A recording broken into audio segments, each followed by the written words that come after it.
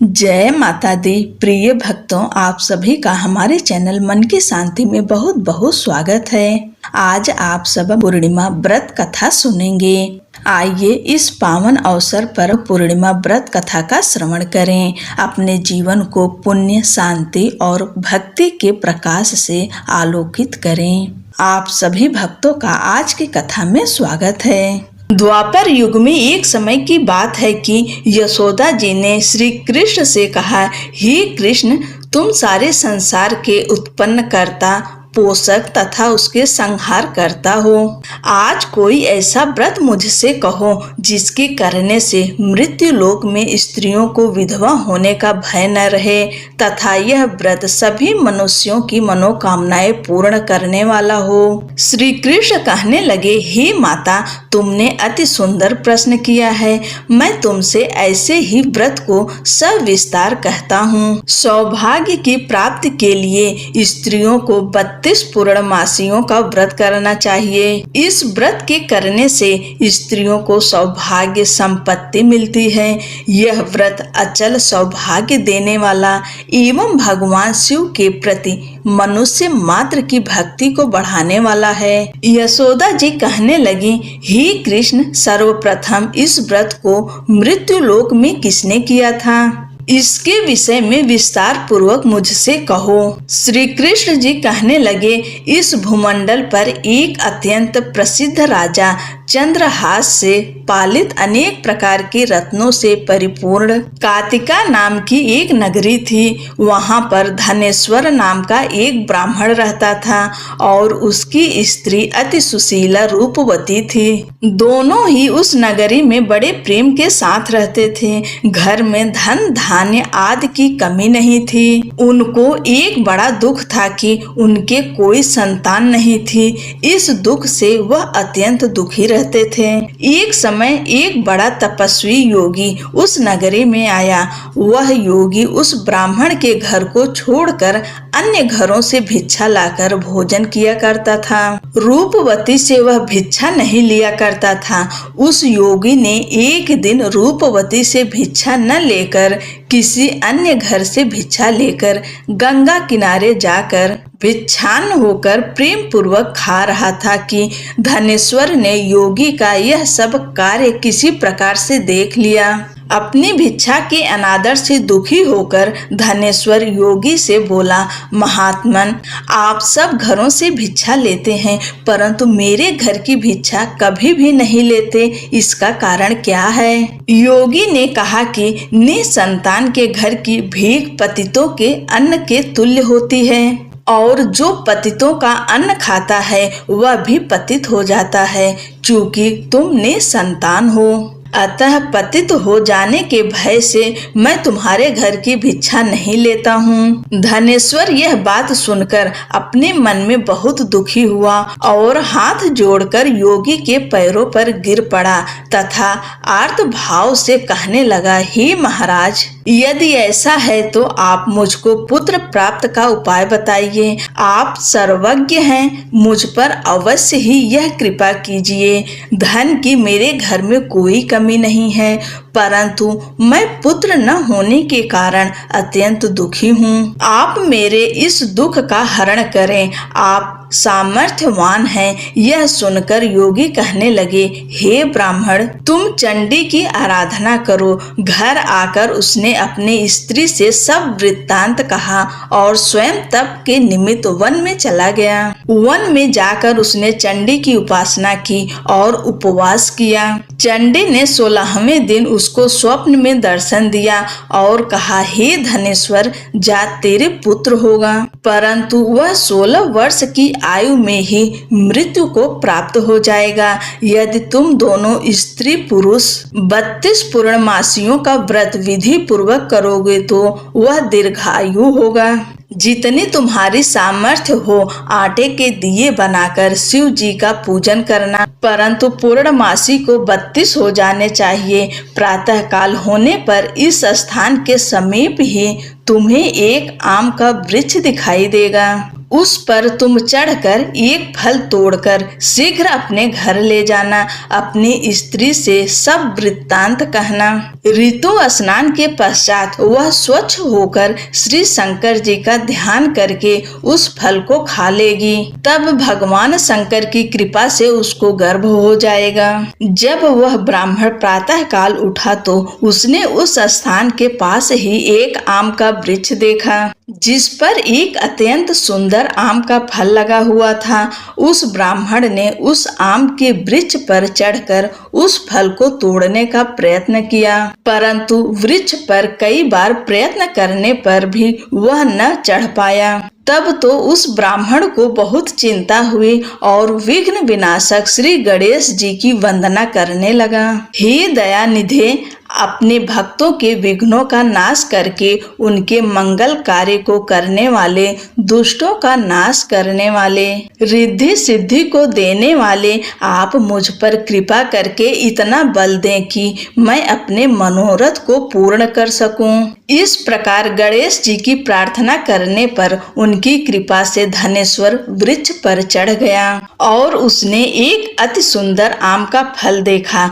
उसने विचार किया कि जो वरदान से फल मिला था वह यह है और कोई फल दिखाई नहीं देता। उस धनेश्वर ब्राह्मण ने जल्दी से उस फल को तोड़कर अपनी स्त्री को लाकर दिया और उसकी स्त्री ने अपने पति के कथनानुसार उस फल को खा लिया और वह गर्भवती हो गई। देवी जी की असीम कृपा से उसे एक अत्यंत सुंदर पुत्र उत्पन्न हुआ, जिसका नाम उन्होंने देवीदास रखा। माता पिता के हर्ष और शोक के साथ वह बालक शुक्ल पक्ष के चंद्रमा की भांति अपने पिता के घर में बढ़ने लगा। भवानी की कृपा से वह बालक बहुत ही सुंदर, सुशील और विद्या पढ़ने में बहुत ही निपुण हो गया। दुर्गा जी की आज्ञा अनुसार उसकी माता ने 32 पूर्णमासी का व्रत रखना प्रारंभ कर दिया था, जिससे उसका पुत्र बड़ी आयु वाला हो जाए। 16वां वर्ष लगते ही देवीदास के माता पिता को बड़ी चिंता हो गई कि कहीं उनके पुत्र की इस वर्ष मृत्यु न हो जाए। इसलिए उन्होंने अपने मन में विचार किया कि यदि यह दुर्घटना उनके सामने हो गई तो वे कैसे सहन कर सकेंगे। अस्तु उन्होंने देवीदास के मामा को बुलाया और कहा कि हमारी इच्छा है कि देवीदास 1 वर्ष तक काशी में जाकर विद्या अध्ययन करें और उसको अकेला भी नहीं छोड़ना चाहिए। इसलिए साथ में तुम चले जाओ और 1 वर्ष के पश्चात इसको वापस लौटा लाना। सब प्रबंध करके उसके माता पिता ने काशी जाने के लिए देवीदास को एक घोड़े पर बैठाकर उसके मामा को उसके साथ कर दिया, किंतु यह बात उसके मामा या किसी और से नहीं कही। धनेश्वर ने सपत्नीक अपने पुत्र की मंगल कामना तथा दीर्घायु के लिए भगवती दुर्गा की आराधना और पूर्णमासियों का व्रत करना आरंभ कर दिया। इस प्रकार बराबर 32 पूर्णमासी का व्रत पूरा किया।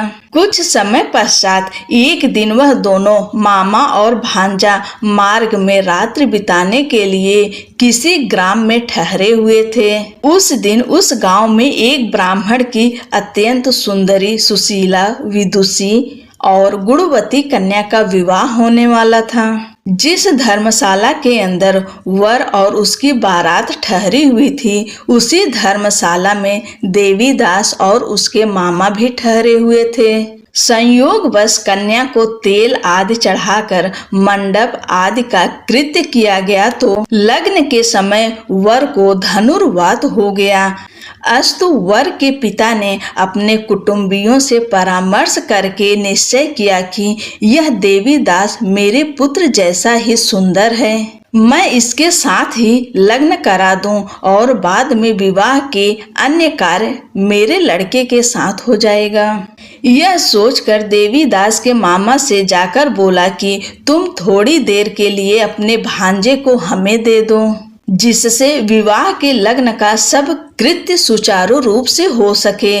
तब उसका मामा कहने लगा कि जो कुछ भी मधुपर्क आदि कन्यादान के समय वर को मिले वह सब हमें दे दिया जाए, तो मेरा भांजा इस बारात का दूल्हा बन जाएगा। यह बात वर के पिता ने स्वीकार कर लेने पर उसने अपने भांजा वर बनने को भेज दिया और उसके साथ सब विवाह कार्य रात्रि में विधि पूर्वक संपन्न हो गया। पत्नी के साथ वह भोजन न कर सका। वह एकांत में सोचने लगा कि न जाने यह कैसी स्त्री होगी। वह एकांत में इसी सोच में गरम निश्वास छोड़ने लगा तथा उसकी आंखों में आंसू भी आ गए। तब वधू ने पूछा कि क्या बात है, आप इतने उदासीन व दुखी क्यों हो रहे हैं? तब उसने सब बातें जो वर के पिता व उसके मामा से हुई थी उसको बतला दी। तब कन्या कहने लगी कि यह ब्रह्म विवाह के विपरीत कैसे हो सकता है। देव, ब्राह्मण और अग्नि के सामने मैंने आपको ही अपना पति बनाया है, इसलिए आप ही मेरे पति हैं। मैं आपकी ही पत्नी रहूंगी, किसी अन्य की कदापि नहीं। तब देवीदास ने कहा, ऐसा मत करिए, क्योंकि मेरी आयु बहुत थोड़ी है। मेरे पश्चात आपकी क्या गति होगी, इन बातों को अच्छी तरह विचार कर लो। परंतु वह दृढ़ विचार वाली थी। बोली कि जो आपकी गति होगी वही मेरी गति होगी। हे स्वामी, आप उठिए और भोजन करिए, आप निश्चय ही भूखे होंगे। इसके बाद देवीदास और उसकी पत्नी दोनों ने भोजन किया तथा शेष रात्रि वे सोते रहे।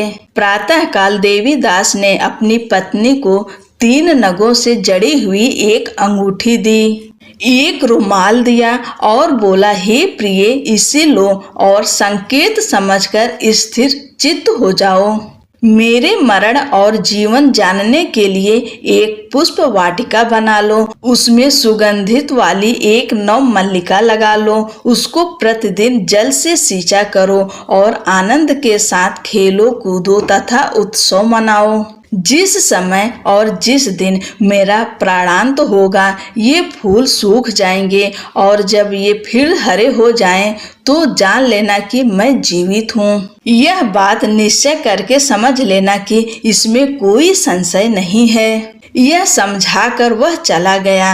प्रातः काल होते ही वहां पर गाजे बाजे बजने लगे और जिस समय विवाह के कार्य समाप्त करने के लिए वर तथा सब बाराती मंडप में आए तो कन्या ने वर को भली प्रकार से देखकर अपने पिता से कहा कि यह मेरा पति नहीं है। मेरा पति वही है जिसके साथ रात्रि में मेरा पाणी ग्रहण हुआ था, इसके साथ मेरा विवाह नहीं हुआ है। यदि यह वही है तो बताए कि मैंने इसको क्या दिया। मधुपर्क और कन्यादान के समय जो मैंने भूषणादि दिए थे उन्हें दिखाए तथा रात में मैंने क्या गुप्त बातें कही थी वह सब सुनाए। पिता ने उसके कथा अनुसार वर को बुलवाया। कन्या की यह सब बातें सुनकर वह कहने लगा कि मैं कुछ नहीं जानता। इसके पश्चात लज्जित होकर वह अपना समूह लेकर चला गया और सारी बारात भी अपमानित होकर वहां से लौट गई।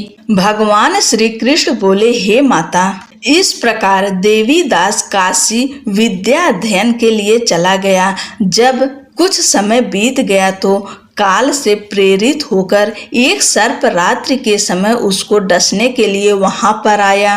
उस विषधर के प्रभाव से उसके शयन का स्थान चारों ओर से विष की ज्वाला से विषैला हो गया, परंतु व्रतराज के प्रभाव से उसको काटने न पाया, क्योंकि पहले ही उसकी माता ने 32 पूर्णिमा का व्रत पूर्ण कर रखा था। इसके बाद मध्याह्न के समय स्वयं काल वहां पर आया और उसके प्रभाव से उसके प्राणों को निकालने का प्रयत्न करने लगा, जिससे वह मूर्छित होकर पृथ्वी पर गिर पड़ा।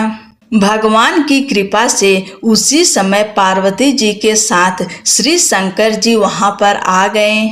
उसको मूर्छित दशा में देखकर पार्वती जी ने भगवान शंकर से प्रार्थना की कि हे महाराज, इस बालक की माता ने पहले 32 पूर्णिमा का व्रत किया था, जिसके प्रभाव से हे भगवान आप इसको प्राण दान दें। भवानी के कहने पर भक्त वत्सल भगवान श्री शिव जी ने उसको प्राण दान दे दिए। इस व्रत के प्रभाव से काल को भी पीछे हटना पड़ा और देवी दास स्वस्थ होकर बैठ गया। उधर उसकी स्त्री उसके काल की प्रतीक्षा किया करती थी। जब उसने देखा कि उस पुष्प वाटिका में पत्र पुष्प कुछ भी नहीं रहे तो उसको अत्यंत आश्चर्य हुआ, और जब वह वैसे ही हरी भरी हो गई तो वह जान गई कि वह जीवित हो गए हैं। यह देखकर वह बहुत प्रसन्न मन से अपने पिता से कहने लगी, हे पिताजी, मेरे पति जीवित हैं, आप उनको ढूंढिए। जब 16वां वर्ष व्यतीत हो गया तो देवी दास भी अपने मामा के साथ काशी से चल दिया। इधर उसे ससुर उसको ढूंढने के लिए अपने घर से जाने वाले ही थे कि वह दोनों मामा भांजा वहां पर आ गए। उसको आया देखकर उसका ससुर बड़ी प्रसन्नता के साथ अपने घर ले आया। उस समय नगर के निवासी भी वहां इकट्ठे हो गए और सबने निश्चय किया कि अवश्य ही इसी बालक के साथ इस कन्या का विवाह हुआ था। उस बालक को जब कन्या ने देखा तो पहचान लिया और कहा कि यह तो वही है जो संकेत करके गया था। तदुपरांत सभी कहने लगे कि भला हुआ जो यह आ गया, और सब नगर वासियों ने आनंद मनाया। कुछ दिन बाद देवी दास अपनी पत्नी और मामा के साथ अपने ससुर के घर से बहुत सा उपहार आदि लेकर अपने घर के लिए प्रस्थान किया। जब वह अपने गांव के निकट आ गया तो कई लोगों ने उसको देखकर उसके माता पिता को पहले ही जाकर खबर दे दी कि तुम्हारा पुत्र देवी दास अपनी पत्नी और मामा के साथ आ रहा है। ऐसा समाचार सुनकर पहले तो उन्हें विश्वास ही नहीं हुआ, किंतु जब और लोगों ने भी आकर उनकी बात का समर्थन किया तो उनको बड़ा आश्चर्य हुआ। लेकिन थोड़ी देर में देवी दास ने आकर अपने माता पिता के चरणों में अपना सिर रखकर प्रणाम किया, और उसकी पत्नी ने अपने सास ससुर के चरणों को स्पर्श किया तो माता पिता ने अपने पुत्र और पुत्र वधू को अपने हृदय से लगा लिया और दोनों की आंखों में प्रेमाश्रु बह चले। अपने पुत्र और पुत्र वधू के आने की खुशी में धनेश्वर ने बड़ा भारी उत्सव किया और ब्राह्मणों को भी बहुत सा दान दक्षिणा देकर प्रसन्न किया। श्री कृष्ण जी कहने लगे कि इस प्रकार धनेश्वर 32 पूर्णिमाओं के व्रत के प्रभाव से पुत्रवान हो गया। जो भी स्त्रियां इस व्रत को करती हैं वे जन्म जन्मांतर में वैधव्य का दुख नहीं भोगती और सदैव सौभाग्यवती रहती हैं। यह मेरा वचन है, इसमें कोई संदेह नहीं मानना। यह व्रत पुत्र पौत्र को देने वाला तथा संपूर्ण कामनाओं को पूर्ण करने वाला है। 32 पूर्णिमाओं के व्रत करने से व्रती की सब इच्छाएं भगवान शिव जी की कृपा से पूर्ण हो जाती है। बोलो लक्ष्मी नारायण की जय। भगवान भोलेनाथ माँ पार्वती की जय। हर हर महादेव।